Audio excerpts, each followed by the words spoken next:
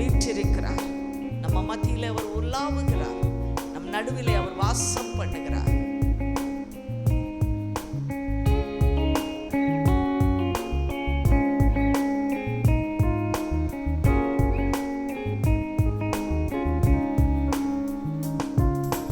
ஜீவன் தந்தீர் உம்மை ஆராதிக்க, வாழ வைத்தீர் உம்மை ஆராதிக்க, தெரிந்து கொண்டீர் உம்மை ஆராதிக்க, உம்மை எந்நாளும் ஆராதிப்பேன்,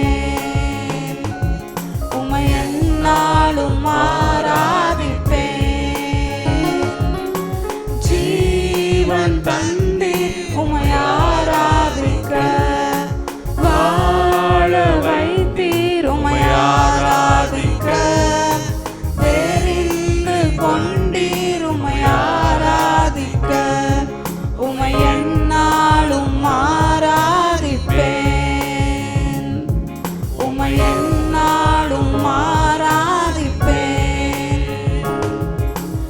ஆராதனை ஆராதனை எல்லார் கைகளை உயர்த்தி ஆராதனை ஓ நித்தியமானவரே, ஆராதனை ஆராதனை ஆராதனை ஓ நித்தியமானவரே, நீரே நிரந்தரமானவர், நீரே கணத்திற்கு பாத்திரர், நீரே மகிமையுடையவர், உம்மை என்றும் ஆராதிப்பேன். நீரே நிரந்தரமானவர், நீரே கணத்திற்கு பாத்திரர், நீரே மகிமையுடையவர், உம்மை என்றும் ஆராதிப்பேன்.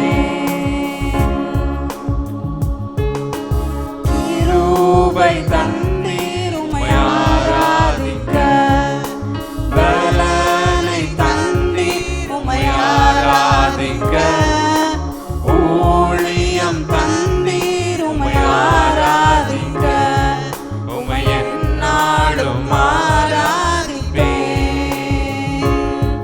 உம்மை எந்நாளும் ஆராதிப்பேன். கிருபை தந்தீர் உம்மை ஆராதிக்க, பலனை தந்தீர் உம்மை ஆராதிக்க, ஊழியம் தந்தீர் உம்மை ஆராதிக்க, உம்மை எந்நாளும் ஆராதிப்பேன், உம்மை எந்நாளும் ஆராதிப்பேன். ஆராதனை ஆராதனை ஆராதனை ஓ நித்தியமானவரே, ஆராதனை ஆராதனை ஆராதனை ஓ நித்தியமானவரே, நீரே நிரந்தரமானவர், நீரே கணத்திற்கு பாத்திரர், நீரே மகிமையுடையவர், உம்மை என்றும் ஆராதிப்பேன். நீரே நிரந்தரமானவர், நீரே கணத்திற்கு பாத்திரர், நீரே மகிமையுடையவர், உம்மை என்றும் ஆராதிப்பேன். ஆராதனை ஆராதனை ஆராதனை ஓ நித்தியமானவரே, ஆராதனை ஆராதனை ஆராதனை ஓ நித்தியமானவரே, நீரே நிரந்தரமானவர், நீரே கணத்திற்கு பாத்திரர், நீரே மகிமையுடையவர், உம்மை என்றும் ஆராதிப்பேன். நீரே நிரந்தரமானவர், நீரே கணத்திற்கு பாத்திரர், நீரே மகிமையுடையவர், உம்மை என்றும் ஆராதிப்பேன். ஆண்டவர் எப்படிப்பட்டவர்? உயரமான சிங்காசனத்தில் இருக்கிறவர். எந்த வண்ணானாலும் வெளுக்க கூடாதபடி அவருடைய வஸ்திரம் வெண்மையாயிருக்கும். அவருடைய முகம் 1000 சூரியனை அணிந்தது போல இருக்கும். அவர் நீடூழி வாழுகிறவர், நித்தியமானவர். அவர் நேற்றும் இன்றும் என்றும் மாறாதவர். அவர் சர்வ வல்லமை உடைய தேவன். அவர் சாவாமை உள்ளவர். ஒருவராய் அதிசயங்களை செய்கிறவர். அவர் சேனைகளின் தேவனாகிய கர்த்தர். அவர் பரிசுத்தர், அவர் பரிசுத்தர், அவர் பரிசுத்தர். ஒரே தெய்வம், ஒரே தெய்வம், பிதாவாகிய தெய்வம், குமாரனாகிய தெய்வம், பரிசுத்த ஆவியாகிய தெய்வம், மூன்று தன்மைகள் உள்ள ஒரே தெய்வத்தை நாம் கொண்டிருக்கிறோம். அவர் நித்தியமானவர், அவர் நிரந்தரமானவர், அவர் நீதி உள்ளவர், அவர் கிருபை உள்ளவர், அவர் மகிமை உள்ளவர், எல்லாராலும் புகழப்படத்தக்கவர். அந்த இடத்திற்குள்ளே போவதற்கு கூட நம்மால் முடியாது. நம்முடைய பாவ கரைகளை அவரே அகற்றிவிட்டு தம்முடைய பிள்ளையாக தம்முடைய உயரத்திற்கு அவர் நம்மை எடுத்துக்கொள்கிற நல்ல தேவனாய் இருக்கிறவர். அவரை ஆராதிக்காமல் இருக்கவே முடியாதல்லவா? உன் வாயை விரிவாய் திற, நான் அதை நிரப்புவேன் என்று சொன்னார். பவுலும் சீலாவும் சிறைச்சாலையிலே அவரை பாடி துதித்த பொழுது அவருடைய கட்டுகள் எல்லாம் அருந்து போனது. அவர்கள் விடுதலை பெற்றவர்களாய் உலாவினார்கள். சொல்லுவோம், ஆராதனை உமக்கே ஆராதனை. ஹல்லேலூயா.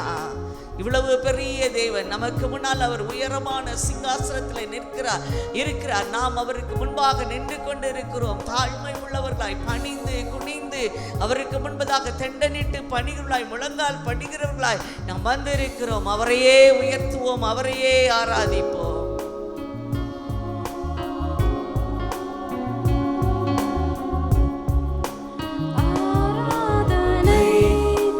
ஆராதனை ஆராதனை ஓ நித்தியமானவரே, ஆராதனை ஆராதனை ஆராதனை ஓ நித்தியமானவரே.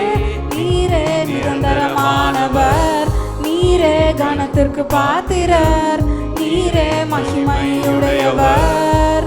உம்மை என்றும் ஆராதிப்பேன். நீரே நிரந்தரமானவர், நீரே கணத்திற்கு பாத்திரர், நீரே மகிமையுடையவர். உம்மை என்றும் ஆராதிப்பேன். ஹல்லேலூயா. நன்றி ஆண்டவரே. நீ தம்மை தாமே வெறுத்து அடிமையின் ரூபம் எடுத்து தாழ்மையின் வடிவாய் மனிதர்கள் நடுவிலே வாசம் பண்ணும்படியாய் இறங்கி வந்தீரப்பா. இன்றைக்கும் பரிசுத்த ஆவியானவராக எங்களோடு கூட நீர் இருக்கிறீரப்பா. எப்பொழுதும் நாங்கள் உமக்கு ஆராதனை செய்ய, எப்பொழுதும் உமக்கு துதியும் கனத்தையும் மகிமையும் செலுத்த நாங்கள் பாத்திரவான்களாய் இருக்க வேண்டும் அப்பா. அதற்கு பாத்திரவான்களாய் இருக்க வேண்டும் ஆண்டவரே. பாவம் எங்களை மேற்கொள்ளக்கூடாது, பிசாசு எங்களை மேற்கொள்ளாதபடிக்கு உங்கள் ஆராதனை இன்னும் ஆண்டவரே உமக்கு அருமையாய் செலுத்த கிருபை தாங்க. உள்ளத்தின் ஆழத்திலிருந்து செலுத்த கிருபை தாங்க. எல்லா துதியும் கனமும் மகிமையும் கர்த்தர் ஒருவருக்கே செலுத்துகிறோம். இயேசுவின் நாமத்தினாலே ஜெபிக்கிறோம் பிதாவே, ஆமென், ஆமென். கர்த்தருடைய பரிசுத்த நாமத்திற்கு ஸ்தோத்திரம் உண்டாவதாக. இந்த நாளிலும் கூட நம்ம ஒரு நித்திய நியமத்தை குறித்து நாம் படித்து கொள்ள போகிறோம், கற்றுக்கொள்ள போகிறோம். இதற்கு முந்தின பிரசங்கத்தில் நீங்கள் நித்திய உடன்படிக்கை என்பதை குறித்து நீங்கள் கேட்டிருப்பீர்கள். அது என்ன நித்திய உடன்படிக்கை? அவர் முதலாவதாக நோவாவோடு ஒரு உடன்படிக்கை செய்தார். இனி நான் மழையினாலே, வெள்ளத்தினாலே, தண்ணீரினாலே உலகத்தை அழிப்பது இல்லை என்று சொல்லி தன்னுடைய வில்லை வானத்திலே வைத்தார். ஆதாம் ஏவாளோடு என்ன உடன்படிக்கை பண்ணினார்? பலுகி பெருகுங்கள். ஆபிரகாமோடு என்ன உடன்படிக்கை பண்ணினார்னா, நீ திரளான ஜாதிகளுக்கு தகப்பனவாய். மோசையோடு உடன்படிக்கை. இப்படி ஒவ்வொருவரோடு கூட ஆண்டவர் உடன்படிக்கை செய்து கொண்டே வந்தார். 7 விதமான உடன்படிக்கைகளை குறித்து நாம் கற்றுக்கொண்டோம். இப்பொழுதும் அந்த நித்திய உடன்படிக்கையை போல இன்றைக்கு ஒரு நித்திய கட்டளையை, நித்திய நியமத்தை ஆண்டவர் நமக்கு உண்டு பண்ணி இருக்கிறார். நித்திய உடன்படிக்கை. ஒவ்வொரு வேர்டுலையும் நிறைய ஜோடுகள் இருக்கும் பாருங்க. அந்த நித்திய நியமத்தை குறித்து நம்ம எங்கே வாசிக்கலாம்? யாத்திராகமம் 12ஆம் அதிகாரம் 24ஆம் வசனம். யாத்திராகமம் 12:24. இந்த காரியத்தை உங்களுக்கும் உங்கள் பிள்ளைகளுக்கும் நித்திய நியமமாக கை கொள்ள கடவீர்கள். அது என்ன நித்திய நியமம்? லேவியராகமம் 7ஆம் அதிகாரம் 36ஆம் வசனம். லேவியராகமம் 7ஆம் அதிகாரம் 36ஆம் வசனம். இப்படி அவர்களுக்கு நித்திய நியமமாக கை கொள்ளும்படியாக ஒன்றை கொடுத்திருக்கிறார். எல்லாரும் அப்படியே யாத்ராகமம் 12ஆம் அதிகாரத்தில் நம்ம திருப்பி வைத்து கொள்வோம். அது என்ன? நித்திய நியமம் என்று சொல்லி. யாத்ராகமம் 12ஆம் அதிகாரம் 17ஆம் வசனம் இப்படி சொல்லுகிறது. புளிப்பில்லாத அப்ப பண்டிகையை ஆசரிப்பீர்களாக. அந்த நாளில் தானே நான் உங்கள் சேனைகளை எகிப்து தேசத்திலிருந்து புறப்பட பண்ணினேன்.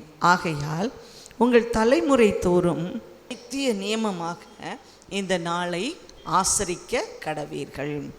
நான் புளிப்பில்லா அப்ப பண்டிகை நீங்கள் ஆசரியுங்கள். அந்த நாளில் தான் எகிப்திலிருந்து உங்களை புறப்பட பண்ணினேன். எங்கே புறப்பட்டு போக வைத்தார்? பாலும் தேனும் ஓடுகிற தேசத்திற்கு, அவர் வாக்கு பண்ணின தேசத்திற்கு அவர் கொண்டு வருகிற அந்த நாள் தான் நித்திய நியமம். இந்த நியமத்தை நீங்கள் கடைபிடிக்க வேண்டும். நீங்கள் அதை குறித்து உங்கள் பிள்ளைகளுக்கு கற்றுக் கொடுக்க வேண்டும் என்று சொல்லி ஆண்டவர் சொல்லுகிறார். நம்முடைய பிள்ளைகளுக்கு நம் கட்டாயம் இந்த நியமத்தை குறித்து, ஏன் நம்ம ஆண்டவரை வணங்குகிறோம், ஏன் ஆண்டவரை தொழுது கொள்கிறோம் என்பதை குறித்தெல்லாம் நம்முடைய பிள்ளைகளோடு கூட நாம் நித்தியமாய் அவருடைய தலைமுறையாய் நாம் அவர்களுக்கு இந்த நியமத்தை நாம் கடத்த வேண்டும் என்று சொல்லி இருக்கிறார். நித்திய நியமம் என்றால் நியமித்தல்னா அப்பாயின்மெண்ட். அதை ஒரு அப்பாயின்ட் பண்ணுகிறது. இது உங்களுக்காக கொடுக்கப்பட்ட ஒரு அப்பாயின்மெண்ட் ஆர்டர்னு வச்சுப்போமே. நித்திய நியமம். இந்த நியமத்தை, இந்த அப்பாயின்மெண்ட்டை நாம் நித்திய காலமாக அதை செய்ய வேண்டும். யாத்ராகமம் 12ஆம் அதிகாரத்தில் ஒரு சம்பவம், அருமையான மிக முக்கியமான சம்பவம் எழுதப்பட்டு இருக்கிறது. என்ன தெரியுமா? அன்றைக்கு அவர்கள் புறப்படுகிற 9 வாதைகளை ஆண்டவர் கட்டளையிட்டார். ஆனால் அந்த நாளிலே அந்த பார்வோனுடைய இருதயம் மீண்டும் மீண்டும் கடினப்பட்டு கொண்டே இருந்தது. ஜனங்களை அனுப்பிவிட அவனுக்கு மனதில்லை. என்ன பிரச்சனை? அதிகமாக இஸ்ரவேல் ஜனங்களை வேலை வாங்கினார்கள் எகிப்தியர்கள். 400 வருஷங்கள் இப்படியா இருந்தார்கள். அப்பொழுது ஆண்டவர் மோசையை தெரிந்து கொண்டு, என் ஜனங்களை எகிப்து தேசத்திலிருந்து புறப்பட பண்ணு, நான் உங்களுக்கு பாலும் தேனும் ஓடுகிற தேசத்தை கொடுப்பேன் என்று சொன்னார். அப்போ பாருங்க, நீ பார்வோன் இடத்துல என்ன சொல்லணும்? எனக்கு ஆராதனை செய்யும்படி என் ஜனங்களை எனக்கு அனுப்பிவிடு. கடவுளுக்கு ஆராதனை செய்யும்படியாக ஜனங்களை அனுப்பிவிடு என்று சொல்ல பொழுது இன்னும் அவனுடைய இருதயம் கடினப்பட்டது. அப்பொழுதுதான் தலைப்பிள்ளை சங்காரம் என்கிற ஒரு வாதையை எகிப்து தேசம் எங்கும் ஆண்டவர் செய்தார். அப்போது இஸ்ரவேலருக்கும் எகிப்தியருக்கும் ஒரு வித்தியாசம் தெரியும் பண்ணும்படியாக நீங்கள் புளிப்பில்லா அப்பத்தை எடுத்துக்கொண்டு உங்கள் ஒரே ஒரு ஆட்டுக்குட்டியை தெரிந்து கொண்டு அதை என்ன பலி செலுத்தி அதனுடைய இரத்தத்தை எடுத்து வீட்டின் நிலைக்கால்களிலும் மேல் சட்டத்திலும் பூசுங்கள். அதில் அந்த ஆட்டினுடைய பாகங்களை நீங்கள் அப்படியே சுட்டு நீங்கள் புசிக்க வேண்டும். கசப்பான கீரையோடு புசிக்க வேண்டும். இடுப்பிலே நீங்கள் ஒரு அறையை கட்டிக்கொண்டு நீங்கள் என்ன செய்யணும்? கையில் ஒரு தடியை வைத்து கொண்டு, அதாவது வேகமாய் புறப்படுகிறவர்கள் போல், அப்பத்தை புளிக்க வைக்க கூட நேரம் இல்லை, அப்படியே ஒரு சப்பாத்தி மாதிரி உடனே இன்ஸ்டண்ட்டாக சுட்டு, அதே போல் அந்த பலியை நீங்கள் வேவிக்கிறதுக்கு கூட நேரம் இல்லை, ஆகவே சுட்டு சாப்பிட வேண்டும். இந்த காரியத்தை உங்கள் தலைமுறை தோறும் நீங்கள் நியமமாக உங்களுக்கு நான் நியமிக்கிறேன். இதுதான் உங்களுடைய நித்திய நியமம். இதை நீங்கள் ஒவ்வொரு வருஷமும் நீங்கள் இதை ஆசரிக்க வேண்டும், ஒவ்வொரு நாளும் இதை ஆசரிக்க வேண்டும் அப்படின்னு சொல்லி ஆண்டவர் அந்த இஸ்ரவேல் ஜனங்களுக்கு கட்டளை கொடுத்திருக்கிறார். இந்த யாத்ராகமம் 12ஆம் அதிகாரம் மிக முக்கியமான காரியம். அங்கே நீங்கள் பார்த்தீங்கன்னா உங்கள் பிள்ளைகளுக்கு இதை தலைமுறையாக நித்திய நியமமாக வைத்திருக்கிறார். நிறைய நம்ம நினைக்கலாம், நான் இப்படி இருக்கேன், என் பிள்ளையை நான் கம்பல் பண்ணவே மாட்டேன், என் பிள்ளை எப்படியாவது இருக்கட்டும் அப்படின்னு சொல்லி விடவே கூடாது. ஏனென்றால் நம்மெல்லாம் பரலோகத்தில் இருக்கும்போது நம்முடைய பிள்ளைகளோ நம்மை சேர்ந்தவர்களோ நரகத்தில் இருப்பது ஒரு காண முடியாத ஒரு பெரிய ஒரு அவலட்சணமான அல்லது மனதிற்கு மிகுந்த கஷ்டம் உடையதாக இருக்கும். ஆண்டவரே சொல்லியிருக்கிறாரு, நீ உன் பிள்ளைகளுக்கு இதை போதிக்க வேண்டும், உன் பிள்ளைகளுக்கு இதை போதிக்க வேண்டும். போதிக்கலைன்னா பிள்ளைங்களுக்கு எப்படி தெரியும்? தெரியும், சிறு பிள்ளைகளுக்கு பெரிய காரியங்கள் ஒன்றும் தெரியாது.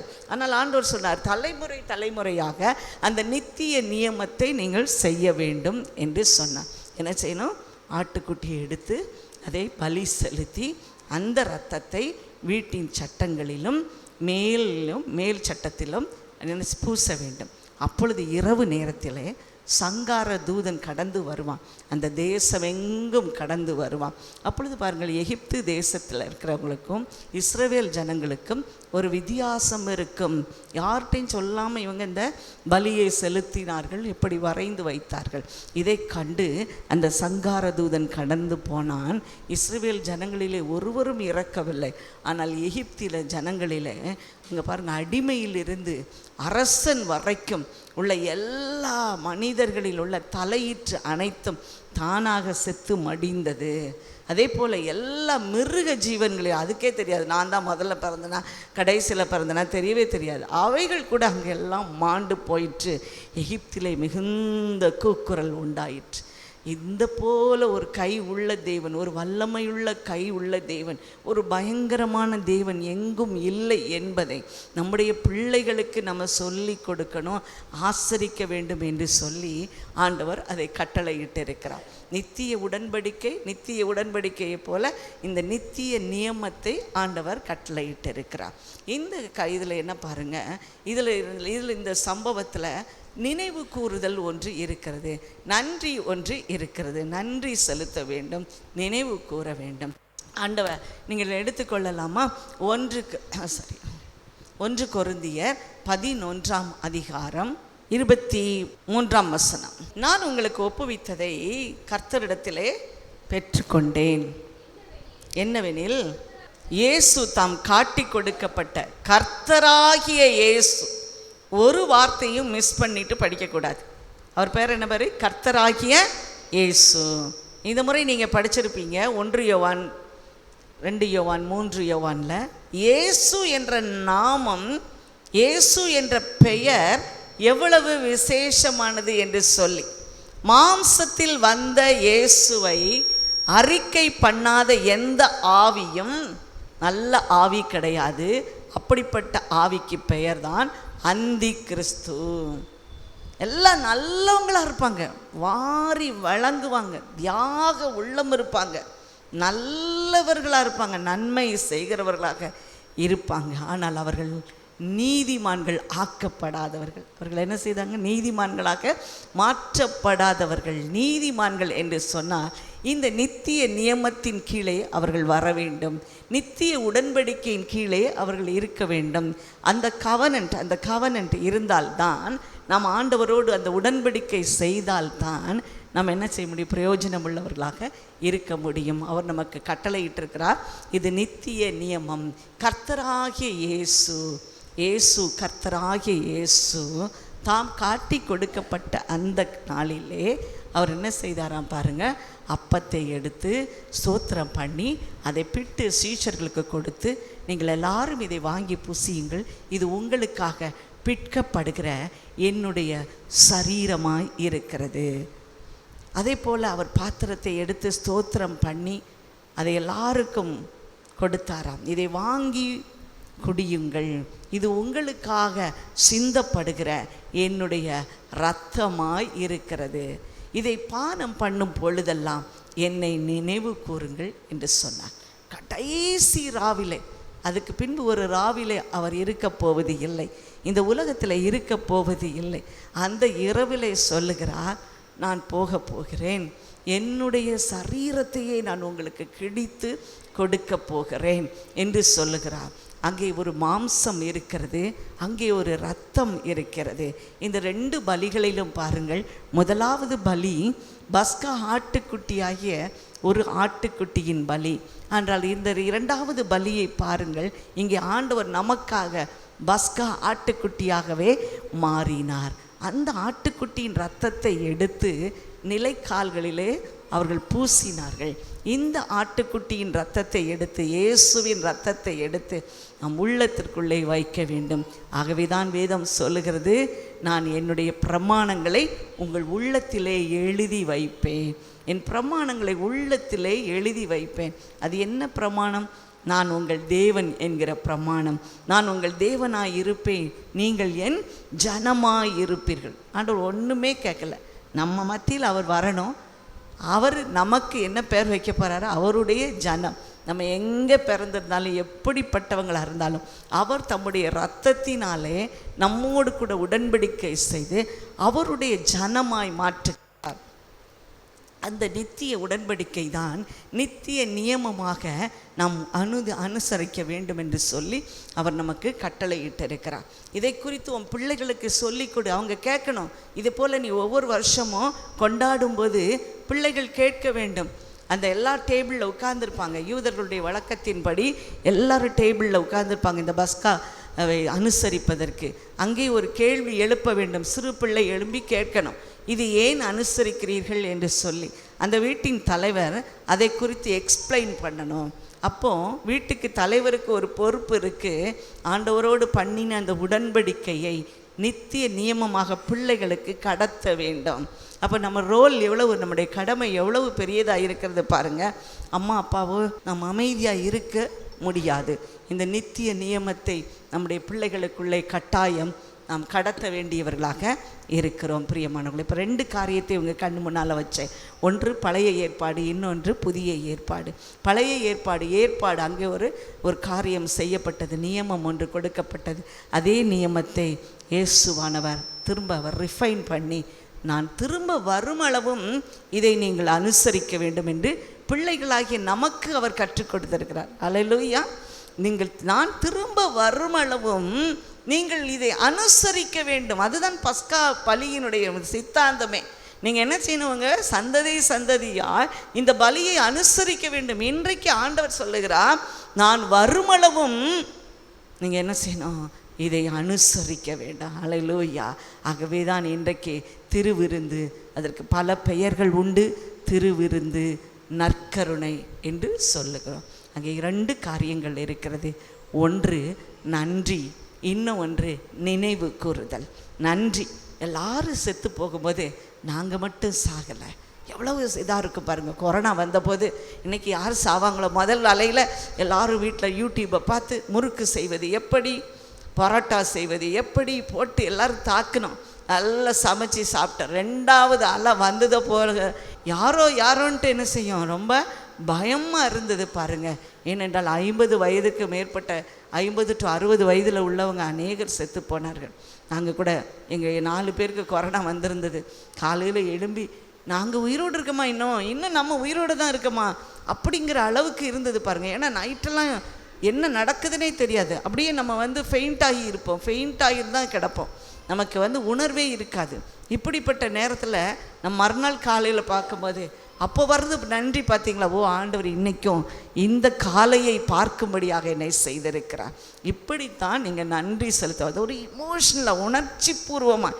சும்மா ஆண்டவரை நாம் சரி ஆண்டவரே அப்படியெல்லாம் சொல்லக்கூடாது. ஆண்டவர் நமக்காக எவ்வளோ பெரிய காரியத்தை, நன்றி உணர்வோடு ஒரு நன்றி, ஒரு இமோஷனலாக இருக்கணும். நான் எப்போவுமே ஆண்டவரை நம்ம கொண்டாடணும் அப்படின்னு சொன்னால் நம்ம என்ன செய்யணும், இமோஷனலாக இருக்கணும்.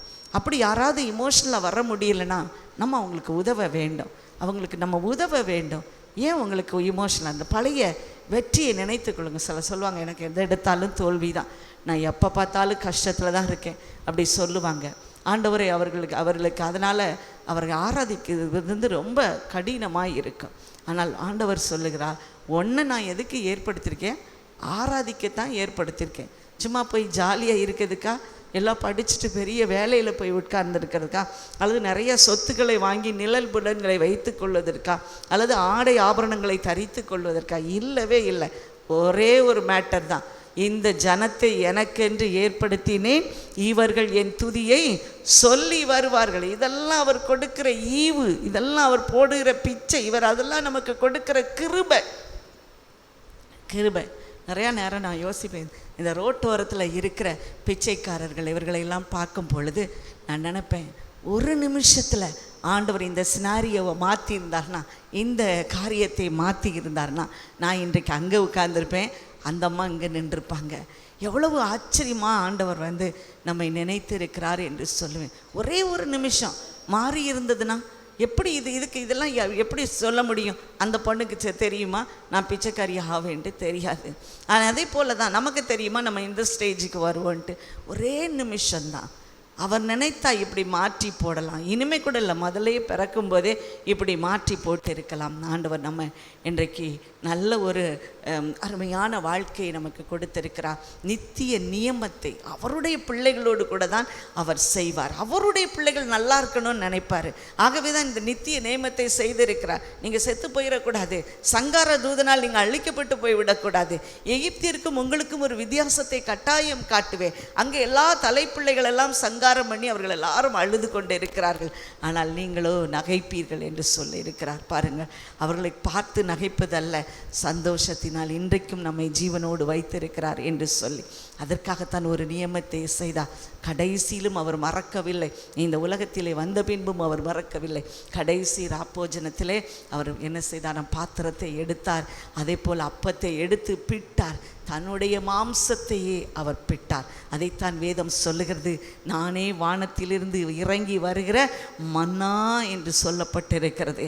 அங்கே மன்னாவும் மாம்சமும் வந்து விழுந்தது. பாருங்கள், அவர்கள் எல்லாரும் போய் இந்த ஜனங்களெல்லாம், இஸ்ரவேல் ஜனங்களெல்லாம் அதை பொறுக்கி தங்களுக்கான உணவை அவர்கள் உட்கொண்டார்கள். இன்றைக்கும் இந்த ஆத்ம உணவை ஆண்டவர் நமக்கு கொடுக்கிறார். இதுதான் நித்திய நியமம். இந்த ஆத்ம உணவை ஒருவராவது அல்லல் தட்டி விடக்கூடாது. அது பரிசுத்தம் உள்ளது, அது மேன்மையாக கருதப்படுவது, அது கனத்துக்கு உரியதாக இருக்கிறது. இந்த பந்தி நடக்கும்போது நாம் எப்படி வர வேண்டுமா? நாம் இந்த 1 கொரிந்தியர் 11ஆம் அதிகாரத்திலே நாம் பார்க்கும் பொழுது, இந்த பந்திக்காக நீங்கள் ஒருவருக்கு ஒருவர் காத்திருங்கள். ஏதோ அவசரமாக டேபிளில் வச்சதை அப்படியே அடித்து விளாசக்கூடாது. அங்கே என்ன செய்ய வேண்டும்? ஒரு டிக்னிட்டி இருக்கணும், ஒரு டிக்னிஃபைடாக புசிக்கணும். சில பேர் நம்ம டேபிளில் இருக்கும்போது அவங்க சாப்பிட்றத பார்க்கவே முடியாது, நமக்கு பார்க்கவே முடியாது. அந்த சவுண்டு இதெல்லாம் பார்த்தா முடியவே முடியும். ஆனால் ஆண்டவர் எவ்வளவு டீசெண்டாக நமக்கு சொல்லி கொடுக்குறார் பாருங்கள். நீங்கள் ஒருவருக்கு ஒருவர் என்ன செய்யணும்? காத்திருக்கணும். காத்திருந்து நீங்கள் எல்லாருமாய் கூடி வந்து அந்த நியமத்தை நீங்கள் அனுசரிக்க வேண்டும் என்று சொல்லி அவர் அப்பத்தை எடுப்பார். அப்பத்தை எடுத்து அதை பிட்டு கொள்வார். அந்த அப்பத்துக்கு பெயர் யுகாரிஸ்ட் அப்படின்னு சொல்லுவாங்க. அதுதான் தன்னுடைய மாம்சம்.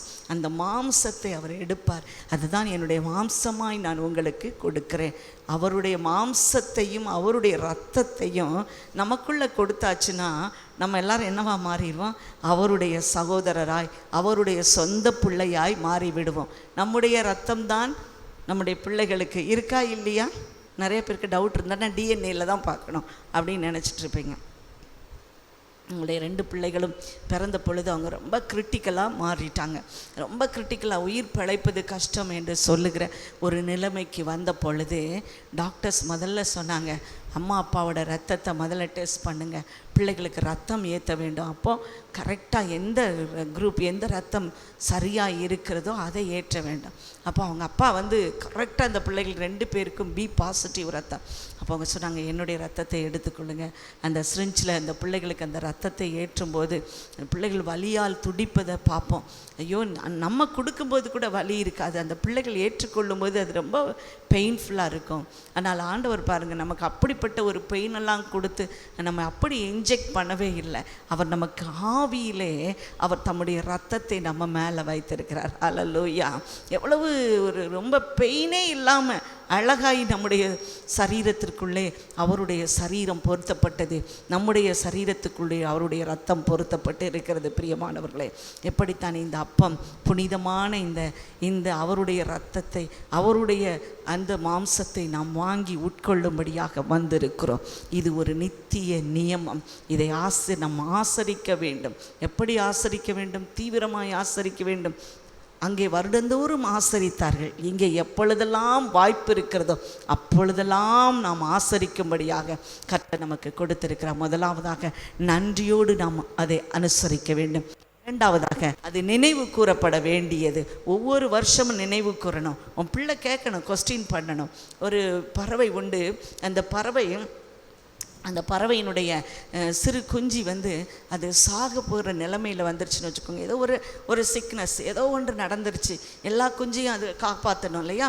அப்போது அந்த குஞ்சுகள் பொரித்த உடனே அது சில குஞ்சுகள் ரொம்ப க்ஷீணிச்சு போய் அதுக்கு சரியான ஊட்டம் இல்லாமல் இருக்கும். அப்பொழுது இந்த தாய் பறவை என்ன செய்யுமாம் பாருங்கள், தன்னுடைய அழகினாலே தன்னுடைய மாம்சத்தை கொத்தி அதிலிருந்து வருகிற இரத்தத்தை அந்த குஞ்சுகளுக்கு அது ஊட்டி விடுமாம் பாருங்கள். அப்படி அந்த தாயின் ரத்தம் செலுத்தப்பட பிள்ளைக்குள்ளே அந்த குஞ்சுகளுக்குள்ளே ஒரு பெரிய ஒரு ஜீவன் வரும், ஒரு பலன் வரும் பாருங்கள். அது உடனடியாக அது ரெக்கைகளை அடித்து கொண்டு எழும்பி விடுமாம். பிரியமானவர்களை பாருங்கள், இந்த இன்ஸ்டன்ட் ஹீலிங் எங்கே இருந்தது? இந்த தாய் பறவையின் இரத்தத்தில் இருந்தது. இன்றைக்கு அப்படிப்பட்ட இரத்தத்தையும் மாம்சத்தையும் ஆண்டவர் நமக்கு கொடுத்து நாம் இதை அனுசரிக்கும்படியாக அவர் கட்டளையிட்டு இருக்கிறார். ஆகவே நாம் இந்த பாத்திரத்தில் சேருகிற நாம் அங்கே என்னென்ன காரியங்கள்லாம் இருக்குது நினைவு கூறணும். அப்பம் இருக்கிறது, திராட்சை ரசம் இருக்கிறது.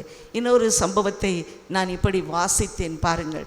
இது முதலாவதாக இயேசு கிறிஸ்து இதை கற்றுக் கொடுத்து நினைவு கூறும்படியாக சொல்லிவிட்டு சென்றபோது தொடர்ந்து அவருடைய சீஷர்கள் அங்கே இருக்கிற அவரை பின்பற்றினவர்கள் எல்லாரும் இதை அனுசரித்தார்களாம். தூரத்தில் இருந்து பார்த்த பிரஜாதியார் என்ன நினைத்தார்களாம், இவர்கள் மாம்சத்தை உட்கொள்ளுகிறார்கள், ரத்தத்தை அப்படியே குடிக்கிறாங்க. இந்த சிவப்பை பார்த்த உடனே அதற்குள்ளே இருப்பது திராட்சை ரசம். அது ஒரு பாவனையாக செய்யப்படுகிறது, ஒரு சாக்கிரமந்தாய், ஒரு அடையாளமாய் கொடுக்கப்படுகிறது. அவருடைய மாம்சத்தை நேரடியாக நாம் சாப்பிட முடியாது. ஆகவே அது தனியாக அது செய்யப்பட்ட ஒரு அப்பமாய் இருக்கிறது பாருங்க. அந்த அப்பத்தை அவர்கள் தூரத்தில் இருந்து பார்க்கும்போது, ஓ, கிறிஸ்தவர்கள் எல்லாரும் எப்படி இருக்காங்க? நரம் மாமிச பட்சிகளாக இருக்காங்க. அவர்கள் மாம்சத்தை உட்கொள்ளுகிறார்களாம், அவர்கள் இரத்தத்தை உட்கொள்ளுகிறார்களாம் என்று சொல்லி அவர்கள் அருவருத்தார்கள். இந்த நியமத்தை கடைப்பிடிக்கவில்லை பாருங்கள். அவர்களுடைய நிலைமை என்னவா இருக்கும் என்பதை நாம் சொல்ல வேண்டிய அவசியமே இல்லை. அங்கே எகிப்தியருக்கும் இஸ்ரவேல் ஜனங்களுக்கும் உள்ள வித்தியாசம் அவர்களுக்குள்ளே இல்லாமல் இருந்திருக்கும். ஆனால் நீங்களும் நானும் அந்த வித்தியாசத்தை அனுபவிக்கும்படியாக கர்த்தர் நித்திய நியமமாக நமக்கு அதை செய்திருக்கிறார். பிரியமானவர்களே, ஆகவே இந்த நற்கருணையிலே திருவிருந்திலே கலந்து கொள்ளுகிற நாம் ஒவ்வொருவரும் பயபக்தியோடு அந்த நற்கருணையை நாம் பருக வேண்டும். எந்த இடத்துல கொடுத்தாலும் ஒருவராவது அல்லல் தட்டி எழும்பி விடாதீர்கள், அல்லல் தட்டி எழும்பி போய் விடாதீர்கள். அது யாரு கொடுக்குறா? யாரையும் பற்றி நமக்கு கவலை இல்லை. கொடுக்கிறவங்க யாராகவும் இருக்கலாம், ஆனால் நியமித்தவர் ஆண்டவர், நியமித்தவர் இயேசு கிறிஸ்து. நான் நிறைய உதாரணத்தை சொல்ல முடியும். அதை அல்லல் தட்டி போனவர்களுடைய நிலைமையெல்லாம் எப்படி இருந்தது, அதை குறித்து பகடி பேசினவர்கள், அதை குறித்து காலையிலலாம் எடுத்தாச்சு, இன்மையாக எடுக்கணும் அப்படின்னு சொல்லி அப்படி நிர்விசாரமாக இருந்தவர்களுடைய நிலைமையெல்லாம் இருந்தது. ஆகவே நீங்கள் அபாத்திரமாய் அதிலே பானம் பண்ணாதபடிக்கு பயபக்தியாய் பானம் பண்ண வேண்டும் என்று ஆண்டவர் நமக்கு கற்றுக் கொடுக்கிறார். இன்றைக்கும் அப்படிப்பட்ட அந்த பலிக்கு, அந்த பஸ்கா பலியை நினைவு கூறும்படியாக அந்த திருவிருந்துக்கு நாம் எல்லாரும் அழைக்கப்பட்டிருக்கிறோம். எவ்வளவு பெரிய கிருபை பாருங்கள், எவ்வளவு பெரிய கிருபை.